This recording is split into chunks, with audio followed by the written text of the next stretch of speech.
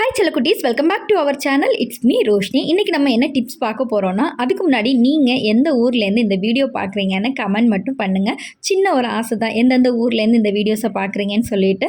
So மறக்காமல் comment பண்ணிக்கோங்க. வாங்க இப்போ வீடியோ தொடர்ந்து பார்க்கலாம். இன்றைக்கி நம்ம என்ன டிப்ஸ் பண்ண போகிறோன்னு பார்த்தீங்கன்னா, இந்த தேங்காய் மூடி வச்சு வீட்டுக்கு தேவையான சூப்பரான ஒரு வாசனை வரக்கூடிய சார்கோல் ஏர் ஃப்ரெஷ்னர் தான் இன்றைக்கி பண்ண போகிறோம். அதுக்காக இந்த தேங்காய் மூடியை நான் எரிச்சிக்கோங்க. எரிச்சிட்டு அதை கறிக்கட்டை அதாவது சார்கோலாக மாற்றினதுக்கப்புறம் அதில் கொஞ்சமாக தண்ணி ஊற்றி நல்லா அலாசிடுங்க. அலாசிட்டு இந்த கறி, இந்த சின்ன சின்ன தூளெல்லாம் இருக்கும், அதெல்லாம் தூக்கி போட்டுட்டு இந்த பெருசாக இருக்கிற இந்த சார்கோலை மட்டும் அப்படியே ஃபில்ட்ரு பண்ணி எடுத்துக்கோங்க. இதுக்கப்புறம் என்ன பண்ண போகிறோன்னா, ஒரு ஹாஃப் லெமன் எடுத்துக்கோங்க. இப்போ நீங்கள் ஒரு 2-3 பெரிய தேங்காய் மூடி எடுத்தீங்கன்னா ஒரு லெமன் எடுத்துக்கலாம். இப்போ நான் கொஞ்சமாக தான் எடுத்துருக்கேன். ஸோ ஒரு ஹாஃப் போதும் லெமனு. நல்லா அந்த லெமன் ஜூஸை புழிஞ்சு விட்டுட்டு அந்த சார்கோலெல்லாம் நல்லா அப்சர்வ் ஆகிற மாதிரி வச்சுக்கணும். அந்த ஜூஸோடைய அப்படியே வெயிலில் வச்சு காய வச்சு எடுத்துக்கலாம் இந்த சார்கோலை. இப்போ அடிக்கிற வெயிலுக்கு ஒரு 5 நிமிஷம் வச்சாலே போதும், நல்லா காய்ச்சிடும் டக்குன்னு. இப்போ பாருங்க, நல்லா காஞ்சாச்சு பார்த்தீங்களா, நல்லா எப்படி பொறுன்னு இருக்குன்னு கிறிஸ்பியாக இருக்கும். இதுக்கப்புறம் என்ன பண்ண போகிறோம்னு பார்த்தீங்கன்னா, இதில் ஒரு இன்க்ரீடியன்ட் சேர்க்க போகிறோம். நம்ம கற்பூரம் தான்.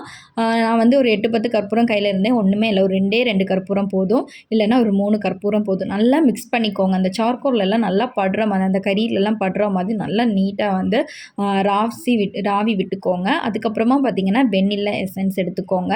இப்போ நிறைய ஃப்ளேவரில் இருக்கும் எசன்ஸு, உங்களுக்கு என்ன ஃப்ளேவர் வேணுமோ அதை யூஸ் பண்ணிக்கோங்க. நல்லா மிக்ஸ் பண்ணுங்கள். அதுவும் இந்த கற்பூரம், இந்த சார்கோல், இந்த வெண்ணிலா எசன்ஸ் எல்லாம் நல்லா மிக்ஸ் பண்ணும்போது நல்ல ஒரு வாசனை கிடைக்கும். இதை இப்போ நம்ம ஒரு பவுச்சாக மாற்றணும்.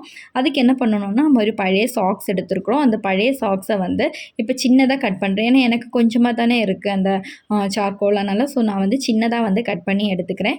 இது பார்க்கும்போது ஒரு பவுச் மாதிரி இருக்கும். நீங்கள் மேல் பக்கம் எடுக்க வேணாம், கீழ் பக்கம் மட்டும் எடுத்துக்கோங்க. இந்த சாக்ஸோட பாருங்கள் எப்படி இருக்குன்னு. நல்லா இந்த பெனின் க்ளோத் மாதிரி இருக்கனால வாசனை வெளியில் வரவும் செய்யும், ஒரு பவுச் மாதிரியும் இருக்கும். இப்போ நம்ம இந்த சார்கோல் எல்லாமே உள்ளே போட்டுக்கலாம். உள்ளே போடும்போது நல்ல ஈரப்பதமாக இருக்கும். ஏன்னா இந்த வெண்ணிலா எசன்ஸ்லாம் ஈரப்பதம் இருக்கும் அப்படியே. ஸோ நல்ல ஈரப்பதமாகவும் நல்ல வாசனையாகவும் இருக்கும். இதை நம்ம ஒரு ஸ்டிச் பண்ணிக்கலாம், இல்லைன்னா கீழே எல்லாமே போய் விழுந்துரும்ல. ஸோ என்ன பண்ணலான்னா ஒரு ஸ்டிச் பண்ணிக்கலாம். எப்படின்னா ஸ்ட்ரைட்டாக ஒரு ஸ்டிச்சிங் நம்ம பண்ணி எடுத்துக்கலாம். மிஷினில் அடித்தாலும் சரி, கை வச்சு பண்ணாலும் சரி, உங்களுடைய விருப்பம். நீங்கள் சூப்பராக ஸ்டிச்சிங் பண்ணி எடுத்துக்கோங்க. இதோடைய யூஸ் என்னென்னு பார்த்தீங்கன்னா, நம்ம இந்த பாத்ரூம்லலாம் பேட் ஸ்மெல் இருக்கும், கிச்சனில் அதே மாதிரி இந்த நான்வெஜ் எல்லாம் சமைக்கும்போது பேட் ஸ்மெல்லாக இருக்கும். ஸோ இதெல்லாம் நம்ம மாட்டி விட்டுட்டோன்னா எந்த ஒரு பேட் ஸ்மெல்லுமே இருக்காது, நல்ல வாசனையாகவும் இருக்கும்.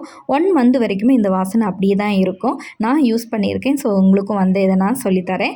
இதுக்கப்புறம் எங்கேயாவது ஆணிலெல்லாம் மாட்டுறதுக்கு நமக்கு ஒரு ஊக்கு தேவைப்படும். அதனால் லேஸ் வச்சு அதை நான் தைச்சி எடுத்துட்டேன். இப்போ பார்க்குறதுக்கு ஒரு பவுச் மாதிரியே இருக்கும் உங்களுக்கு.